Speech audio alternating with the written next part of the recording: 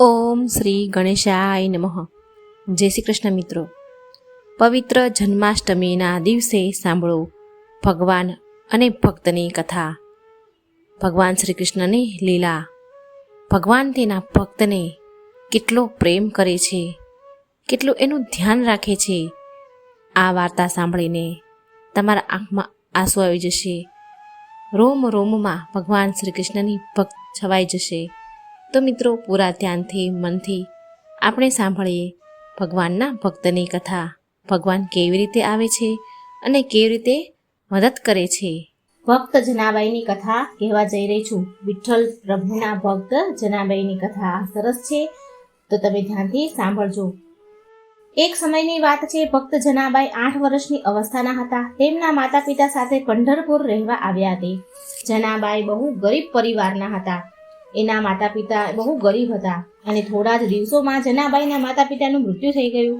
જનાબાઈ પ્રભુ પ્રેમી હતા, પ્રભુના ભક્ત હતા. તેમના મનમાં એક જ વાત આવી કે પ્રભુ પ્રાપ્તિનો એક જ ઉપાય છે કે કોઈ ગુરુ ભગવાનનો સાચા ગુરુ હોય એ ભગવાન, એ ગુરુ જો મારા ઉપર પ્રસન્ન થઈ જાય તો મારા ઉપર કૃપા કરી દે, જેથી મને ભગવાનના દર્શન થઈ જાય, ભગવાન મને મળી જાય.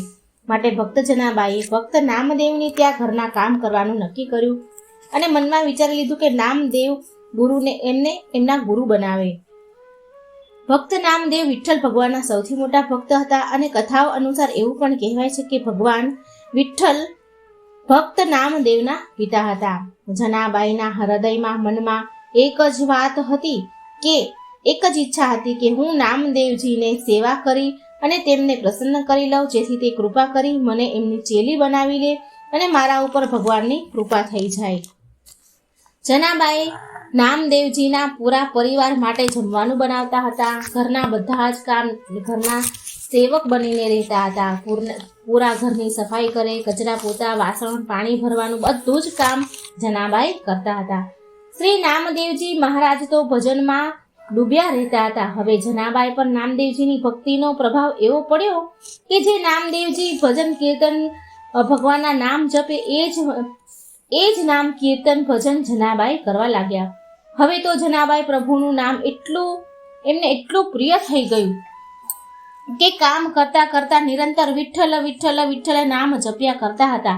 એક પણ ક્ષણ ભગવાનનું નામ તે જનાબાઈ ભૂલે નહીં. નામદેવ નિત્ય ભગવાનને ખૂબ સેવા પૂજા કરે. નામદેવ નિત્ય એકાદશીના દિવસે રાત્રે જાગરણ કરતા હતા. જાગરણ થતું હતું એમના ઘરને ત્યાં. જનાબાઈ બધા જ ઘરના કામ કરીને રાત્રે જાગરણમાં એક ખૂણામાં બેસી જતા અને ભગવાનના ભજન કીર્તન સાંભળતા. જનાબાઈ પૂરી રાત ભગવાનનું જાગરણ કરે અને ભગવાનનું નામ સ્મરણ કરે, ભક્તિ કરે. રાત્રિના જાગરણમાં એટલા ડૂબી જતા કે તેમને એ ખબર ન રહેતી કે સવાર ક્યારે પડી જાય, રાત ક્યારે પૂરી થઈ જાય છે અને એમાંથી સવાર ક્યારે થઈ ગઈ. જ્યારે ભક્ત મંડળી એના ઘરે જાય ત્યારે જનાબાઈને આભાસ થાય કે સવાર પડી ગઈ છે અને સૂર્ય ઉદય થઈ ગયો છે. જનાબાઈ વિચાર કરે, અરે સૂર્ય ઉદય થઈ ગયો અને મને ખબર પણ ન પડી. મારાથી તો આજે બહુ મોટી ભૂલ થઈ ગઈ છે. મારે ભોજન બનાવવાનું છે, વાસણ કપડાં બધું જ કરવાનું બાકી છે, ઘરના બધા જ કામ બાકી છે. કેવી રીતે આટલું બધું કામ થશે?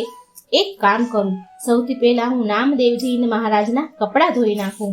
જનાબાઈ કપડાનું પોટલું લઈને જલ્દી નદી કિનારે નીકળે જાય છે. જનાબાઈ હવે નદી કિનારે પહોંચે છે અને નદી કિનારે પહોંચતા વિચાર કરવા લાગે છે કે અરે આજે તો કેટલું મોડું થઈ ગયું છે, કેટલો સમય ચાલ્યો ગયો, કેટલો સમય વીતી ગયો અને આજે બધા જ ઘરના કામ કરવાના બાકી છે. હું આ બધા કામ કેવી રીતે કરીશ? પાણી ભરવાનું બાકી છે, જમવાનું બનાવવાનું બાકી છે, વાસણ માંજવાના બાકી છે. જનાબાઈ તો ઊભા વિચાર કરીને ચિંતા કરી રહ્યા છે. જનાબાઈ નદી કિનારે ઊભા રહીને વિચાર કરી રહ્યા હતા કે એવામાં એક વૃદ્ધ ડોશીમાં આવ્યા અને જનાબાઈને બોલ્યા કે અરે તું શું ચિંતા કરી રહી છે? કે સાંભળ, તું જા અને ઘરે બધા જ કામ કરી આવ, જે બાકી હોય તે બધા કામ પૂરા કરીને આવ, હું તારા બધા જ કપડાં ધોઈ દઉં છું. જનાબાઈ બોલ્યા કે અરે તમે મારા કપડાં કેમ ધોશો? તમે ઉપરથી વૃદ્ધ ગરઢા ડોશીમાં છો, તમારાથી કામ કેવી રીતે થાય? અને હું તો તમને ઓળખતી પણ નથી. તે ગરઢા માજી બોલ્યા, અરે બેટા તું ચિંતા ન કર, તું જોજે જેવા કપડાં તું નહીં ધોતી હોય ને એવા કપડાં હું તને ધોઈ આપીશ. હવે તું જા અને તારા ઘરના બધા કામ બાકી હોય એ કરી આવ. જનાબાઈ એ વૃદ્ધ માજી ને મેલા કપડાનું પોટલું આપે છે અને તે ત્યાંથી ચાલ્યા જાય છે ઘરના બધા કામ કરવા. થોડી વાર થઈ એટલે જનાબાઈ ઘરના બધા જ કામ કરીને પાછા નદી કિનારે આવી ગયા. એટલે ડોશીમાં બોલ્યા, લે તારા બધા જ કપડાં મેં ધોઈ દીધા છે, તું બધા કામ કરીને આવી ગઈ. જો મેં તારા બધા જ કપડાં ધોઈને સુકાવી દીધા છે, લે હવે તું આ કપડાં લઈને જનાબાઈ તું ઘરે જા. જનાબાઈ બોલ્યા, માજી હું તો તમને ઓળખતી પણ નથી, તો પણ તમે મારી આટલી બધી સહાયતા કરી કે મારા બધા જ કપડાં તમે ધોઈ દીધા. મને તો લાગે છે કે મારા વિઠ્ઠલ જ તમને મારી મદદ કરવા માટે તમને મોકલ્યા છે. તમારો ખૂબ ખૂબ આભાર માજી. તો એ માજી બોલ્યા કે અરે બેટા, એમાં આભારની કોઈ વાત નથી. હું તો તારી પોતાની જ છું ને, અને પોતાના લોકોનું શું કોઈ આ ધન્યવાદ કરે ખરી? આટલું કહીને તે વૃદ્ધ માજી જનાબાઈની સામે જ અંતર્ધ્યાન થઈ ગયા. જનાબાઈ તો ઊભા ઊભા જોતા જ રહી ગયા કે અરે આ ડોશીમાં ક્યાં ચાલ્યા ગયા, ઘડીક વારમાં અદ્રશ્ય થઈ ગયા. આ શું, આ માજી કોણ હશે અને આવી રીતે કેમ ગાયબ થઈ ગયા? જનાબાઈએ આ બધી જ ઘટના નામદેવને કહી સંભળાવી. ત્યારે નામદેવજી બોલ્યા, અરે એ બીજું કોઈ નહીં પણ વિઠ્ઠલ જ હતા. ભગવાન પ્રભુ વિઠ્ઠલ ખુદ તારી મદદે આવ્યા હતા. વિઠ્ઠલ ભગવાન પ્રભુ તને એટલો બધો પ્રેમ કરે છે કે તારી મદદ કરવા માટે તારા બધા જ કપડાં ધોઈ દીધા. અરે જનાબાઈ, તું તો બહુ અભાગણ છો. તારી સહાયતા કરવા માટે સ્વયં વિઠ્ઠલ પ્રભુ આવ્યા અને તું ઓળખી ન શકી? આ સાંભળીને જનાબાઈ તો બહુ દુઃખી થયા અને રડવા લાગ્યા કે હે પ્રભુ, હે વિઠ્ઠલ, તમે આવ્યા અને હું તમને ઓળખી ન શકી. હે પ્રભુ, તમે મારા માટે આટલું કષ્ટ સહન કર્યું, મારી માટે આટલા બધા કપડાં ધોઈ દીધા. હવે તો જનાબાઈનો પ્રેમ પ્રભુ વિઠ્ઠલ પર વધારે વધી ગયો, વિશ્વાસ વધારે વધી ગયો. પ્રભુ ભક્ત જનાબાઈની ભગવાન વિઠ્ઠલ જનાબાઈની ભક્તિના આધીન થઈ ગયા અને જનાબાઈની સાથે સાથે રહેવા લાગ્યા. જનાબાઈ એક પણ ક્ષણ ભગવાનનું નામ ન ભૂલે. 24 કલાક વિઠ્ઠલ વિઠ્ઠલ વિઠ્ઠલ વિઠ્ઠલ કરતા રહે. એના રોમ રોમમાં વિઠ્ઠલ બોલે. જનાબાઈ વિઠ્ઠલ વિઠ્ઠલ નામ જપતા રહે. તેમના કાર્યમાં ડૂબ્યા રહે અને કાર્ય કરતા કરતા અને પ્રભુ સાક્ષાત તેમની સામે બેસી રહે. ભગવાન વિઠ્ઠલ એટલા બધા પ્રસન્ન હતા જનાબાઈથી કે હરેક કામ કરે ત્યારે જનાબાઈ તો એની ધૂનમાં જ હોય, પણ પ્રભુ જનાબાઈને સામે બેસીને નિહાળતા રહે અને હસતા રહે. ભગવાન હરેક સમયે હરેક ઘડી જનાબાઈની સાથે રહે છે. એક દિવસ મંદિરમાં શ્રી વિઠ્ઠલ પ્રભુની મૂર્તિનો હાર ચોરી થઈ ગયો. જનાબાઈ રોજ મંદિરમાં જઈને સેવા કરતા હતા, ત્યાં સાફ સફાઈ કરતા હતા, રોજ મંદિરમાં સેવા પૂજા કરતા કાર્ય કરતા હતા. તો જે લોકો મંદિરમાં સેવા કરતા હોય બીજા લોકો, તો તે જનાબાઈ પર શક કરે છે, આરોપ નાખે છે કે જનાબાઈએ હારની ચોરી કરી છે. એક સેવક બોલ્યો, જનાબાઈ, આમ તો તમે બહુ મોટા ભક્ત બનીને ફરો છો અને તમે વિઠ્ઠલ પ્રભુનો મૂર્તિનો હાર ચોરી લીધો, ભગવાનનો હાર ચોરી લીધો તમે. જનાબાઈ પર ચોરીનો આરોપ નાખ્યો અને જનાબાઈને રાજાના દરબારમાં લઈ જવામાં આવ્યા. અને ત્યારે રાજાએ જનાબાઈને પૂછ્યું, જનાબાઈ, સાચું કહું કે તમે જ હાર ચોરી કર્યો છે? જનાબાઈ બોલ્યા, મહારાજ, હું આવું શું કામ કરું? હું મારા પ્રભુનો હાર ચોરી શું કામ કરું? મહારાજ, હું સોગંદ ખાઈને કહું છું કે મેં ભગવાનનો હાર ચોરી નથી કર્યો. પણ રાજાના દરબારમાં કોઈ પણ એ જનાબાઈની વાતનો વિશ્વાસ ન કર્યો અને રાજાએ જનાબાઈને સૂળી પર ચડાવવાનો આદેશ આપ્યો. એ સમયે ચોરી ગુનો કરવાવાળાને આરોપીને શૂલી ઉપર ચડાવવામાં આવતા હતા. ધારદાર અણીદાર શૂલી પર ચડાવવામાં આવતા હતા. હવે જનાબાઈ સૂળી પર ચડાવવાની તૈયારી કરવા લાગ્યા. જનાબાઈને રાજાના સૈનિકો અને રાજાએ હુકમ આપ્યો કે જનાબાઈને સૂળી ઉપર ચડાવી દો કે જેથી લોકોને ખબર પડે કે ચોરી કરવાનું થી શું હાલત થાય છે, શું સજા મળે છે. જનાબાઈએ જોયું કે હવે તેને સૂળી પર ચડાવવામાં આવી રહ્યા છે. ત્યારે જનાબાઈ પ્રભુને પ્રાર્થના કરવા લાગ્યા, હે વિઠ્ઠલ, જેવી તારી ઈચ્છા. આમ કહીને જનાબાઈ વિઠ્ઠલ વિઠ્ઠલ વિઠ્ઠલ નામ જપવા લાગ્યા. જેમ જેમ જનાબાઈ વિઠ્ઠલ વિઠ્ઠલ નામ બોલવા લાગ્યા તેમ તેમ લોખંડની સૂળી મીણબત્તીની જેમ પીગળવા લાગી.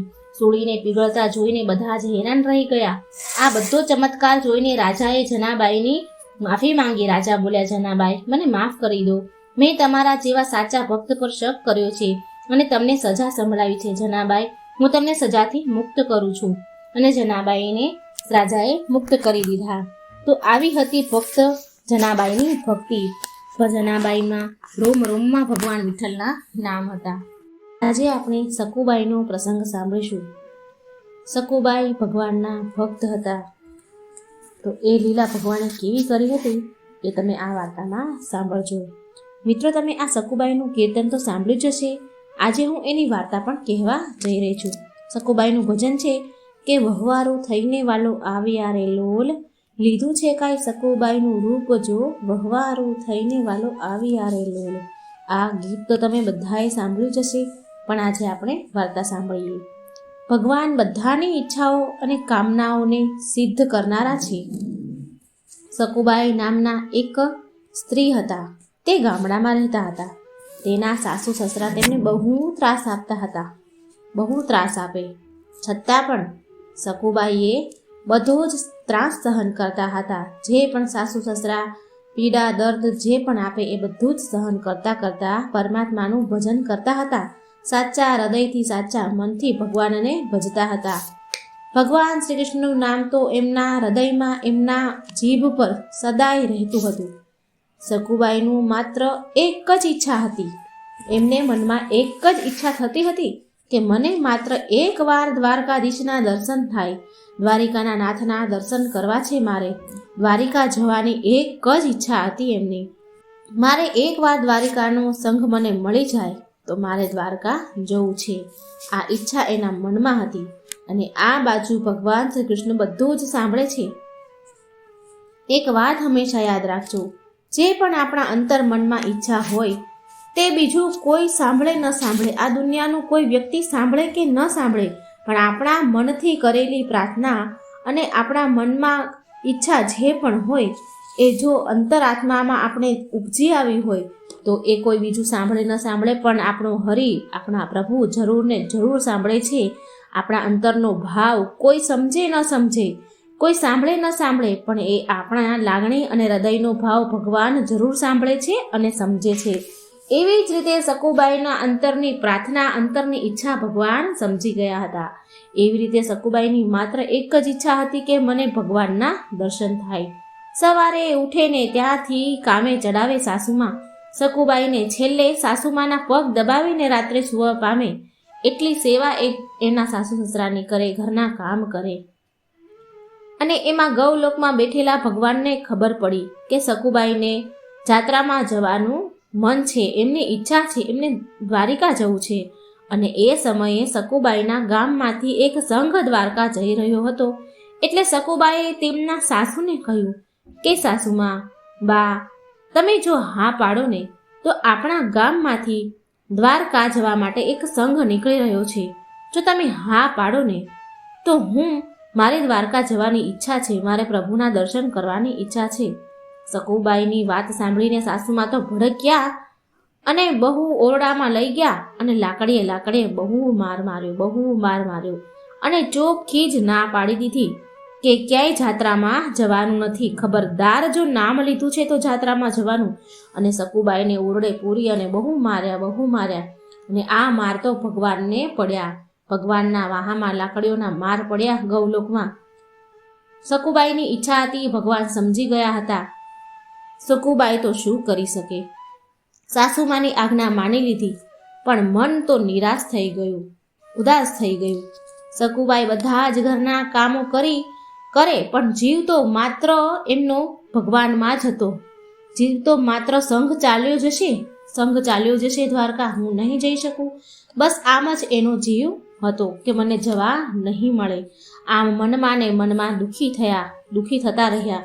અને આ બાજુ ભગવાનને ખબર પડી. હવે જે દિવસે સંઘ જવાનો હતો, દ્વારિકા જવા માટે નીકળવાનો હતો, તે દિવસે સવારે સકુબાઈ બેડા લઈને પાણી ભરવા ગયા. ત્યાં સકુબાઈને ભગવાન મળ્યા. એમણે દર્શન દીધા અને કહ્યું, સકુબાઈ, તમારી જાત્રામાં જવું છે તો તમે જાઓ. સકુબાઈ બોલ્યા કે જાત્રામાં કેમ નહીં જાઓ?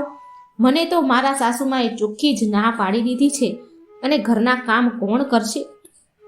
ભગવાન બોલ્યા કે તમે જાત્રામાં જાઓ, તમારા ઘરના કામની ચિંતા ન કરો, એ અમે કરી લઈશું, હું કરી લઈશ. સકુબાઈ બોલ્યા, અરે પ્રભુ, મારી સાસુ તો ઘરના તમામ કામ કરાવે છે. મારી સાસુ પાણી ભરાવે છે, છાણ વાસીદા ભરાવે છે, ઘરના કામ કરાવે છે અને છેલ્લે રાત્રે તો મારી પાસે એમના પગ દબાવડાવે છે, પછી સૂવે છે. ભગવાન બોલ્યા કે તમે એ બધી ચિંતા ન કરશો, તમે આ ચિંતા છોડી દો, એ બધા જ કામ હું કરી લઈશ. પણ એક વાતનું ધ્યાન રાખજો કે આ વાત તમે બીજા કોઈને કહેતા નહીં. ભગવાનની વાત સાંભળીને સકુબાઈ તો રાજીના રેડ થઈ ગયા. હવે સકુબાઈએ જાત્રામાં જવાની તૈયારી કરી અને જાત્રામાં જવા નીકળ્યા. અને આ બાજુ 3 લોકનો નાથ, જગતનો પાલનહાર પોતે સ્વયં સકુબાઈનું રૂપ ધારણ કર્યું છે. સકુબાઈ જેવી સાડી પહેરી છે, એમના જેવા તૈયાર થયા અને સકુબાઈનું રૂપ ધારણ કરી અને ઘરે આવી ગયા. અને સકુબાઈ ગયા જાત્રામાં. સકુબાઈના હાથમાંથી પાણીના બેડા લઈ લીધા અને ઘરે પાણી ભરીને આવ્યા. છાણવા સીધા કર્યા, ઘરના પાણી ભર્યા, રસોઈ બનાવી. બધા જ પ્રભુએ, જગતના પાલનહારે બધા જ કામ કર્યા. રસોઈ બનાવીને સકુબાએ બનેલા ભગવાને રસોઈ બનાવી અને એમના સાસુ અને સસરાને જમવા બેસાડ્યા. રસોઈ પીરસી અને સસરાજીએ તો પહેલો કોળિયો મોઢામાં ના મૂક્યો અને બોલ્યા, અરે આજે તો શું રસોઈ બની છે? શું આ રસોઈ સકુબાએ બનાવી છે? એમને સાસુને પૂછ્યું, રસોઈ તો બહુ મીઠી છે આજે તો. સકુબાઈના સાસુ બોલ્યા કે એમનેમ મીઠી નથી બની, કાલે માર પડ્યા છે ખૂબ જ. નાર ન સુધરે માર વિના. કાલે બહુ માર પડ્યો છે ને, બહુ લાકડીઓ પડી છે એટલે આજે મીઠી રસોઈ બની છે. ઘરની નાર તો માર વિના ન સુધરે એમ કહીને બોલ્યા. પણ એને શું ખબર કે આ રસોઈ તો જગતના પાલનહારે બનાવી છે, દ્વારિકાના નાથે બનાવી છે, ખુદ કૃષ્ણ કનૈયાએ રસોઈ બનાવી છે.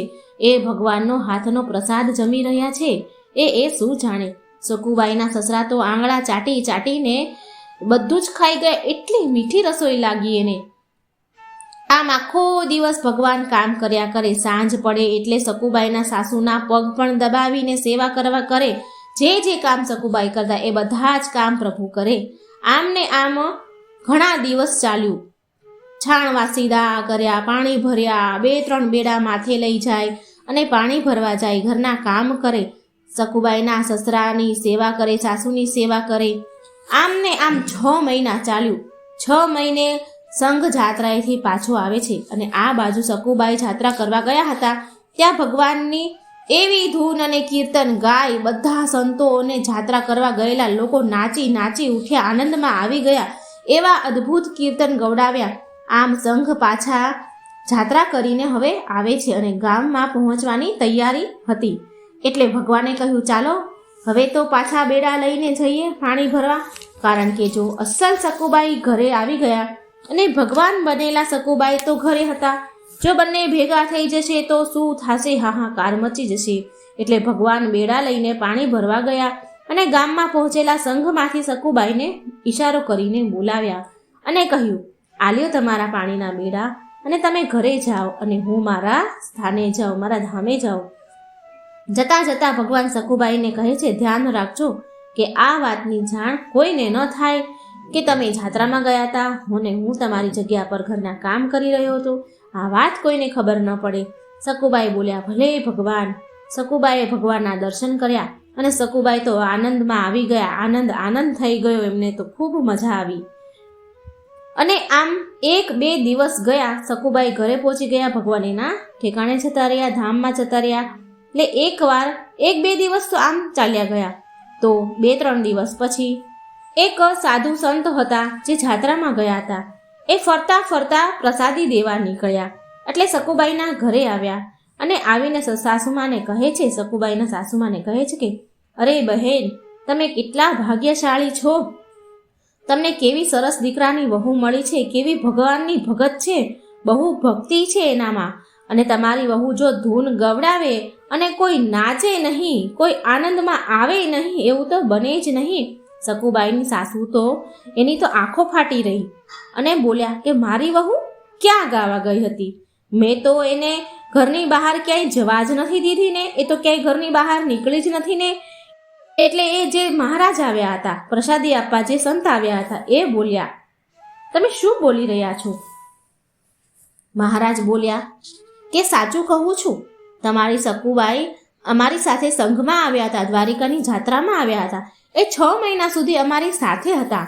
એમણે બહુ ધૂન અને કીર્તન ગાયા છે ભગવાનના. સકુબાઈની સાસુ બોલ્યા કે મારી સકુબાઈ તો ઘરમાં જ હતા, ઘરના કામ કરી રહ્યા હતા, એ તો જાત્રામાં ગયા જ નથી. તો તમે ક્યાંથી જાત્રામાં સકુબાઈને ભાળી ગયા તમે? સાધુ સંત મહારાજ એ બધી પોલ ખોલી નાખી. બોલ્યા કે તમે તમારી વહુને બોલાવો અને પૂછો. સાસુમાએ તો તે મહારાજની વાત સાંભળીને સકુબાઈને બોલાવ્યા. કહે છે કે સકુબાઈ, આ મહારાજ શું કહી રહ્યા છે? સકુબાઈ બોલ્યા, શું કહે છે? સાસુમા બોલ્યા કે એ તો એવું કહે છે કે તમે જાત્રામાં ગયા હતા અને ભગવાનના બહુ ભજન કીર્તન ગાયા હતા. સકુબાઈ તો બીકને મારે પહેલા તો એમણે ના પાડી કે ના, હું તો ક્યાંય ગઈ જ નથી. સકુબાઈ તો ના પાડે છે. સાસુમા ફરી પેલા સાધુને કહે છે કે ના, મારી બાઈ તો ઘરમાં જ હતા, એને તો મારા છાણવા સીધા કર્યા છે, મારા પગ દબાવ્યા છે, પાણી ભર્યા છે, તો એ જાત્રામાં ક્યાંથી આવ્યા હોય? તો પછી પેલા સાધુ મહારાજ બોલે છે, સકુબાઈને કહે છે કે સકુબાઈ, તમે ભગવાનની જાત્રામાં ગયા અને જુઠ્ઠું શું કરવાને બોલી રહ્યા છો? જુઠ્ઠું શું કામે બોલો છો? તમે તો જાત્રામાં આવ્યા હતા, ભગવાનના ભજન કીર્તન કર્યા છે, તો પછી સાચું બોલો. અને પછી સકુબાઈ બોલ્યા, હા બા, હું જાત્રામાં ગઈ હતી. સકુબાઈની આંખમાંથી તો દડ આંસુડા વહેવા લાગ્યા અને કહ્યું કે હા બા, હું ગઈ હતી. અને ત્યારે સકુબાઈની આંખમાંથી દડ આંસુડાની ધારા નીકળી ગઈ અને એટલું જ બોલ્યા કે બા, હું જાત્રાએ ગઈ હતી અને તમારા પગ દબાવ્યા હતા એ હું નહોતી, મારા દ્વારિકાનો નાથ કૃષ્ણ પોતે હતા. દ્વારિકાના નાથે તમારા પગ દબાવ્યા છે અને 6 મહિના સુધી ઘરના કામ એણે જ કર્યા છે. આ સાંભળીને સકુબાઈની સાસુમાં તો હેરાન રહી ગયા અને રડવા લાગ્યા અને સકુબાઈના પગમાં પડી ગયા. એના સાસુ અને સસરા બંને સકુબાઈના પગમાં પડી ગયા અને બોલ્યા કે સકુ, અમે કેટલા અધમ છીએ કે ભગવાન અમારી પાસે હતા, અમારી જોડે હતા, છતાં અમે ઓળખી ન શક્યા. ભગવાન પાસે અમે પગ દબાવડાવ્યા. એમના પગ દબાવવાની સેવા અમારે કરવાની જ હોય, એના બદલે એમણે અમારા પગ દબાવ્યા. અમારે એમને રસોઈ બનાવીને થાળ જમાડવાના હોય, એના બદલે એમણે અમને જમાડ્યા. એમણે જાતે રસોઈ બનાવીને અમે જમાડ્યા. અમે કેટલા અધમ છીએ, અમે ભગવાનને ઓળખી ન શક્યા. અમને માફ કરી દો સકુબાઈ, અમને માફ કરી દો. આમ એની સાસુને ઘણો પછતાવો થયો અને સકુબાઈની એમને માફી માંગી. તો મિત્રો, આ સકુબાઈની વાર્તા હતી, ભગવાનની લીલા હતી. જો મિત્રો તમને સારી લાગે તો મારી ચેનલને લાઈક કરજો, શેર કરજો, સબસ્ક્રાઈબ કરજો અને કમેન્ટ બોક્સમાં ભગવાનનું નામ જરૂર લખજો. ભગવાનની કથા સાંભળવાથી પણ ઘણું પુણ્ય મળે છે અને મન શુદ્ધ થાય છે. અને આ સકુબાઈની વાર્તા સાંભળવાથી વૈકુંઠ ધામમાં સ્થાન મળે છે. ભક્ત ધન્ના અને શાલિગ્રામની કથા. પથ્થરમાંથી નીકળ્યા ઠાકુર નારાયણ. ઓમ નમો ભગવતે વાસુદેવાય. મિત્રો, આજ એક ભગવાન અને ભક્તની સુંદર રોચક કથા સાંભળીશું. ભગવાનની કથાઓ, વાર્તાઓ, સત્સંગ, કીર્તન કરવાથી પ્રભુ ખૂબ રાજી થાય છે અને આપણા બધા જ સંકટ દૂર કરે છે. કથાઓ સાંભળવાથી મન પણ શુદ્ધ પવિત્ર થાય છે અને બુદ્ધિ પણ શુદ્ધ થઈને વિકાસ પામે છે અને ભગવાન પરની શ્રદ્ધા, અતૂટ વિશ્વાસ વધે છે. માટે કૃપા કરીને મિત્રો આ કથા સાંભળજો. કથા સાંભળવાનો ખૂબ જ મહિમા છે. જો મિત્રો મારી કથા વાર્તાઓ તમને સારી લાગે તો વિડીયો લાઈક કરજો, શેર કરી અને મારી આ ચેનલને સબસ્ક્રાઈબ પણ જરૂર કરજો. ઓમ નમો ભગવતે વાસુદેવાય. આ કથાનો મુખ્ય સાર છે ભક્તના વશમાં ભગવાન. મિત્રો, બાળક ધન્નાનો જન્મ એક સામાન્ય ખેડૂત પરિવારમાં થયો હતો. તેમના પિતા ખેતી કરવા અને ગાયોને પાળતા હતા. એક દિવસ પરિવારના કુલગુરુ તીર્થયાત્રા કરીને આવ્યા અને આ થોડા દિવસ માટે આ બાળક ધન્નાના ઘરે રોકાઈ ગયા. ગુરુજી શાલિગ્રામ ભગવાનની સેવા કરતા હતા. ગુરુજી બહુ ભાવથી, શ્રદ્ધાથી, ભક્તિથી ભગવાનની સેવા કરતા હતા. શાલિગ્રામ ભગવાનને રોજ થાળ ધરાવતા અને થાળ ધરાવ્યા બાદ જ હંમેશા તે ભોજન ગ્રહણ કરતા. આ એમના નિયમ હતા.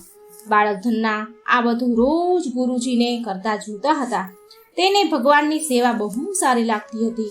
જ્યારે ગુરુજી ભગવાનની સેવા કરતા તો બાળક ધન્નાને બહુ શાંતિ, સુકૂન મળતું હતું. થોડા દિવસો પછી જ્યારે ગુરુજી જવાના હતા તો એ સમયે બાળક ધન્નાએ ગુરુજી પાસે શાલિગ્રામ ભગવાન આપવા માટેની જીદ કરવા લાગ્યા કે મને શાલિગ્રામ ભગવાન આપો.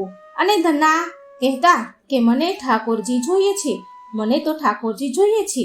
પણ ગુરુજી તેમના ઠાકોરજી શાલિગ્રામ પ્રભુ ના એવા બાળકને કેવી રીતે આપે? બાળક ધન્ના જીદ ભરાવ્યા તો તેના માતા પિતાએ તેને ખૂબ જ સમજાવ્યા, પરંતુ બાળક ધન્ના તો માન્યા નહીં અંતમાં લોકોએ ગુરુજીને કહ્યું કે અરે, આ તો બાળક છે, આને શાલિગ્રામ જેવું કોઈ બીજું આપી દો ને અને ફોસલાવી દો એને. બીજા દિવસે ગુરુજી નદીએ નાવા ગયા. સ્નાન કરવા ગયા તો ત્યાંથી ગુરુજીએ કાળા રંગનો ગોળ મટોળ એક કાળો પથ્થર લઈને આવ્યા અને ધન્ના પાસે આવીને બોલ્યા કે બેટા, હું તને મારા ઠાકોરજી તો આપી દઈશ, પણ મારી પાસે બે ઠાકોરજી છે. એક મોટા ઠાકોરજી છે અને એક નાના ઠાકોરજી છે. તને ક્યાં ઠાકોરજી જોઈએ? બાળક ધન્નાએ તો ફટાફટ જવાબ આપ્યો કે મને તો મોટા ઠાકોરજી જ જોઈએ.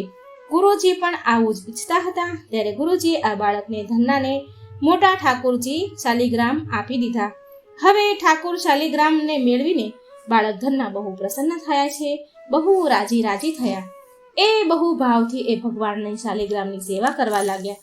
જ્યારે બાળક ધન્ના ગાયો ચરાવવા ખેતર તરફ જાય તો ઠાકોરજીને તેની સાથે લઈ જાય, શાલિગ્રામ શિલાને તેની જોડે લઈ જાય. બાળક ધન્નાની માતા તેને બાજરાના રોટલો, શાક, અથાણું અને ગોળ ખાવા માટે આપતા હતા. તો બાળક જ્યારે ધન્ના ચરાવવા જાય ત્યારે એ ખાવાનું જોડે લઈ જાય. બાળક ધન્નાએ નિશ્ચય કર્યું કે આ ઠાકોરજીને ભોગ ધરાવીને જ હવે હું ભોજન ખાઈશ. બાળક ધન્નાએ જ્યારે ખેતરમાં પહોંચ્યા તો પ્રેમથી ઠાકોરજીને પોકારવા લાગ્યા. બાળક ધન્નાએ નિર્ણય કર્યો કે જ્યાં સુધી ઠાકોરજી પ્રગટ થઈને આ ભોજન નહીં ખાય ત્યાં સુધી હું પણ ભોજનનો એક પણ ટુકડો નહીં ખાઉં, જ્યાં સુધી ભગવાન નહીં ખાય.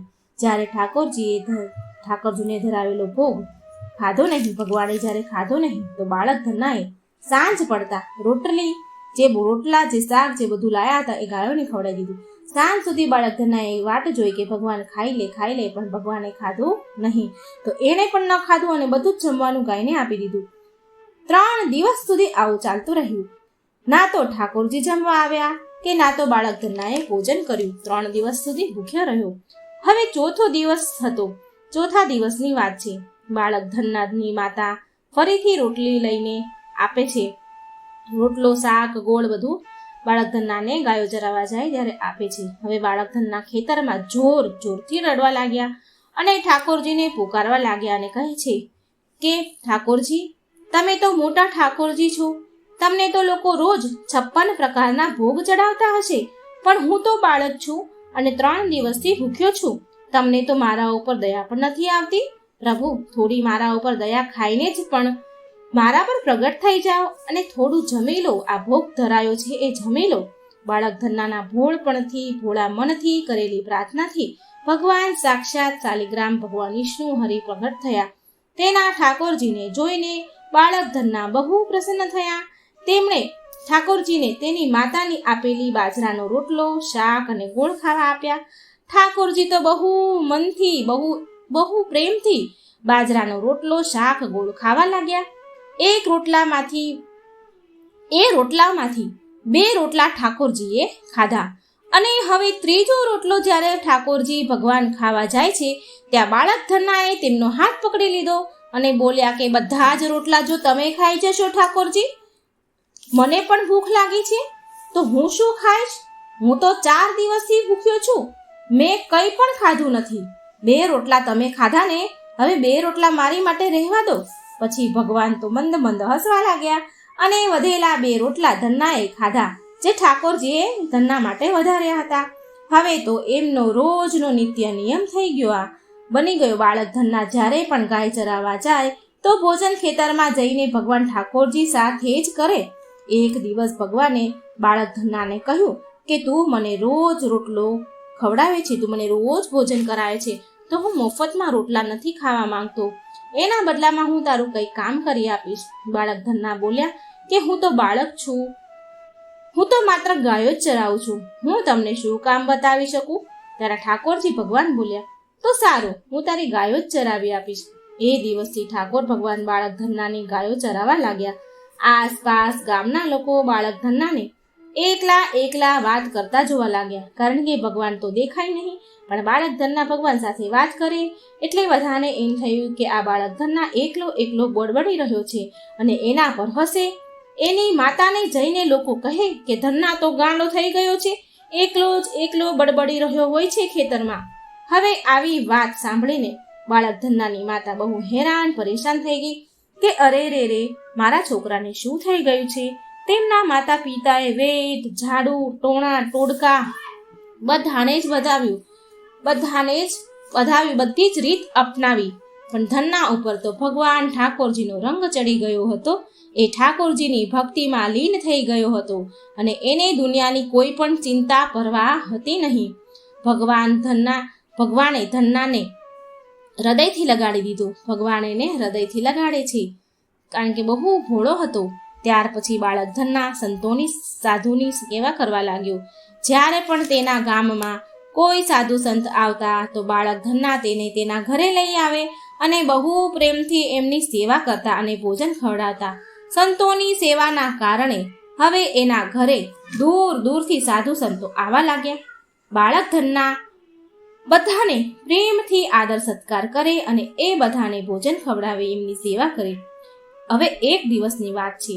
તેમના પિતાને આ બધું ગમતું નહીં. મતલબ કે એમના પિતાએ બાળક ધન્નાને કહ્યું કે જો બેટા ધન્ના, મહિનામાં એકાદ વાર કોઈ સાધુ સંત આપણા ઘરે આવી જાય અને આપણા ઘરે એ આવી શકે છે અને આપણા ઘરે એકાદ વાર ભોજન કરી શકીએ છીએ, આપણે એટલું કરાવી શકીએ. પણ હવે તારી સાધુ સાથે એવી મિત્રતા થઈ ગઈ છે કે દર બીજે ત્રીજે દિવસે કોઈ ને કોઈ સાધુ ચાલ્યા જ આવે છે. આ યોગ્ય નથી, ઠીક નથી ધન્ના. અમે અમારી ખેતીવાડીનું કામ કરીએ કે આ બધા સાધુ સંતોની સેવા કરીએ, તારું પાલન પોષણ અમે કરીએ છીએ અને ઉપરથી તું બીજા સાધુઓને બોલાવી લાવે છે. આ પ્રકારે આવા નકામા કામ ધંધા વગરના સાધુઓની સેવા કરવી યોગ્ય નથી ધન્ના. માટે એકવાર કાન ખોલીને સાંભળી લે. આજ પછી જો કોઈ સાધુને લઈને ઘરે આવ્યો છે ને તો હું તને ઘરમાં નહીં ઘૂસવા દઉં. જો તારે સાધુઓની સેવા કરવી જ હોય ને તો પહેલા કમાણી કર, કમાઈને લાવ, પછી તારી કમાણીથી સાધુની સેવા કરજે. પિતાજીની વાત સાંભળીને બાળક ધન્ના ઉદાસ થઈ ગયો અને ચૂપચાપ ઊભો રહી ગયો. ત્યારે પિતાજી ધન્નાને ખીજાઈને કહે છે, બહુ ક્રોધમાં આવીને બોલ્યા, આજ પછી કોઈ સાધુને ઘરે લઈને ન આવતો અને જઈને ખેતરમાં ઘઉં રોપવા જા. ખેતર તૈયાર છે. બોરીમાં જે ઘઉં, જો પેલી બોરી પડી છે એમાં જે ઘઉં છે, જે બિયારણ છે એ રાખ્યું છે, એને બળદ ગાડામાં મૂકીને લઈ જા અને ખેતરમાં જઈને રોપવા લાગ. બાળક ધન્નાએ બળદ ગાડામાં રોપવા માટે ઘઉંનું જે બોરી હતી એ બળદ ગાડામાં મૂકી રોપવા માટે નીકળ્યા. બાળક ધન્નાએ હજી થોડે દૂર પહોંચ્યા ત્યાં જ રસ્તામાં તેને એક થોડા સાધુઓનું ટોળું દેખાણું. બાળક ધન્નાએ બળદ ગાડામાંથી ઉતરીને તરત જ સાધુ સંતને સાષ્ટાંગ પ્રણામ કર્યા. હવે બાળક ધન્ના મનમાં વિચારવા લાગ્યા કે હજી હમણાં જ પિતાજીએ મને સાધુઓને ઘરે લઈ જવાની ના કહી છે. જો હું ખેતરમાં બધા ઘઉં રોપવાને બીજ રોપવાના બદલે આ સાધુ સંતોને ઘરે લઈને ગયો તો પિતાજી તો આકાશમાંથી ઉપાડી લેશે અને આ સાધુઓને પણ ભગાડી દેશે. ત્યારે બાળક ધન્ના થોડો વિચાર કરે છે અને બોલ્યા, સાધુઓને કહે છે, મહારાજ અત્યારે ઘરે કોઈ નથી, હું પણ ખેતર તરફ જઈ રહી છું, તમે પણ મારી સાથે સાથે ચાલો. એટલે સંત બોલ્યા, ઠીક છે, સારું, અમારે તો તમને જ મળવું હતું, હવે તમે અમને જ્યાં પણ લઈ જાઓ ત્યાં અમે જઈશું. ખેતરમાં ઝાડ નીચે બનેલા ચબૂતરા પર સાધુને બેસાડ્યા અને બોલ્યા કે મહારાજ તમે થોડી વાર માટે અહીં આરામ કરો, ત્યાં સુધીમાં હું તમારા માટે ભોજન પાણીની વ્યવસ્થા કરું છું. આટલું કહીને ધન્ના સીધો બળદગાડું લઈને કરિયાણાની દુકાને ગયો. કરિયાણાવાળાની દુકાને ગયા તો ત્યાં બાળક ધન્ના જે ઘઉં બિયારણ ખેતરમાં રોપવા માટે લઈ ગયા હતા, મૂક્યા હતા ગાડામાં, તો એ ઘઉં બિયારણ કરિયાણાવાળાને દુકાનદારને વેચી દીધા અને પછી તેનાથી દાળ, ચોખા અને બીજી અન્ય સામગ્રી ભોજનની ખરીદી સામાન લઈને બાળક ધન્ના ખેતરમાં પહોંચ્યા. ખેતરમાં આવીને બાળક ધન્નાએ સંતો સાધુ માટે બહુ સરસ દાળ બાટી અને ચૂરમાનો પ્રસાદ બનાવ્યો. ભગવાનને પણ ભોગ લગાવ્યો. બાદ પછી બાળક ધન્નાએ સંત સાથે બેસીને ભોજન કર્યું. આ બધા વચ્ચે ભગવાનની ચર્ચા પણ થઈ રહી હતી. સંતોને ભોજન કરાવ્યા બાદ બાળક ધન્નાએ સંતોને વિદાય આપી પ્રેમથી. સંતોના ગયા પછી બાળક ધન્ના તો વિચારવા લાગ્યા કે અરે, મેં તો રોપવાવાળા ઘઉં બધા બિયારણ વેચી દીધા છે અને સંતોને ભોજન કરાવ્યું. હવે ખેતરમાં શું રોપીશું? જો ખેતરમાં કંઈ પણ ઉગશે નહીં તો હું પિતાજીને શું જવાબ આપીશ? આમ વિચારીને બાળક ધન્નાએ ઘઉંની જે બોરીઓ ખાલી થઈ ગઈ હતી તેમાં રેતી ભરી અને આસપાસના લોકોને, આસપાસમાં ખેતરવાળા તો લોકો હોય જ, તો એ લોકોને દેખાડવા માટે એ રેતીને ખેતરમાં રોપવા લાગ્યા. રેતીની મુઠ્ઠીઓ ભરી ભરી રોપવા લાગ્યા. સવારથી સાંજ સુધીમાં રેતીની જેટલી બોરીઓ ભરી હતી તે ખેતરમાં બધી છાંટી દીધી, બધી એ રોપી દીધી. આજુબાજુના ખેતરવાળા અને ખેડૂતોને તો એવું જ હતું. એ જોઈ રહ્યા હતા કે બાળક ધનના ખેતરમાં ઘણા ઘઉં રોપી રહ્યા છે, પણ અસલમાં તો એ ખેતરમાં રેતી રોપી રહ્યા હતા. ધનના બાળક ખેતરમાં રોપી રહ્યા છે, રોપામણ કરી રહ્યા છે. બાળક ધનના ઘરે ચાલ્યા ગયા. પછી આ બધું કરીને થોડા દિવસ વીત્યા. બાળક ધનના પિતા અને ગામના અમુક વૃદ્ધો, ગરડા લોકો બાળક ધનના પાસે આવ્યા અને બોલ્યા કે તે કેવી રીતે ખેતરમાં બિયારણ રોપ્યું? આવો પાક તો અમે અમારા જીવનમાં, અમારી જિંદગીમાં આજ સુધી અમે નથી જોયો. એવું લાગી રહ્યું છે કે ઘઉંનો એક એક દાણો માપીને એક સમાન દૂરી પર અંતર પર રોપવામાં આવ્યો છે અને બધા જ દાણા ઉગી નીકળ્યા છે. આટલો સુંદર પાક તો અમે અમારી આજ સુધી જિંદગીમાં નથી જોયો. આ બધું તે કેવી રીતે કર્યું ધન્ના? બાળક ધન્નાને એમ થયું કે આ બધા મને ચીડવી રહ્યા છે, મારો મજાક ઉડાવી રહ્યા છે, મને મેણા મારી રહ્યા છે. ખેતરમાં તો કંઈ ઉગ્યું જ નહીં હોય. મેં તો રેતી રોપી છે, એટલે ક્યાંથી ઉગવાનું? માટે આ બધા આવું બોલીને મારી હસી કરી રહ્યા છે. પણ જ્યારે ધન્ના પોતે ખેતરમાં જઈને જુએ છે તો સ્વયં આશ્ચર્યને પામ્યા. એમણે જોયું કે ખેતરમાં એમણે રેતી જે રોપી હતી ત્યાં ઘઉંનો પાક ઉગી નીકળ્યો છે. ખેતરનો પાક જોઈને બાળક ધન્નાને ઠાકોરજીની કૃપાનો અનુભવ થયો, એને મહેસૂસ થયું અને એની આંખોમાંથી આંસુ નીકળી ગયા. બાળક ધન્ના જોર જોરથી રડવા લાગ્યો. જ્યારે બાળક ધન્ના અને ગામના લોકોએ તેના રડવાનું કારણ પૂછ્યું ત્યારે ધન્નાએ રડતા રડતા બધા જ લોકોને આ બધી ઘટના બતાવી. જે રેતી રોપી હતી, જે ઘઉં વેચીને સાધુ સંતોને જમાડ્યા, આ બધી જ ઘટના એ લોકોને સંભળાવી. બાળક ધન્નાની વાત સાંભળીને તેના પિતાની આંખમાંથી આંસુ નીકળી ગયા અને એ બોલ્યા, ભગવાન તારો ધન્યવાદ કે મારા ઘરમાં આવા પુત્રએ જન્મ લીધો છે, મને આવો પુત્ર દીધો છે. આજ પછી ધન્ના અને અમે તને ક્યારેય નહીં રોકીએ. સાધુને બોલાવવા, સાધુની સેવા કરવા, તું સાધુને બોલાવ, સંતોની સેવા કર અને તને હવે ક્યારેય ના નહીં પાડી. અમે આજથી હું ભગવાનની ભક્તિ કરીશ અને તારી સાથે સંતોની સેવા પણ કરીશ. ત્યાર પછી બાળક ધન્ના અને તેના પરિવાર સાધુ સંતો સાથે સેવા કરવા લાગ્યા અને ભક્તિના રંગમાં રંગાઈ ગયા. તો મિત્રો, આ હતી સરસ મજાની વાર્તા બાળક ધન્નાની અને ભગવાન શાલિગ્રામની. તો મિત્રો, આ વાર્તા તમને સારી લાગે તો વિડીયો લાઈક કરજો, શેર કરજો અને ચેનલને સબસ્ક્રાઈબ કરજો. જય શ્રી કૃષ્ણ. રાધે રાધે. Thank you.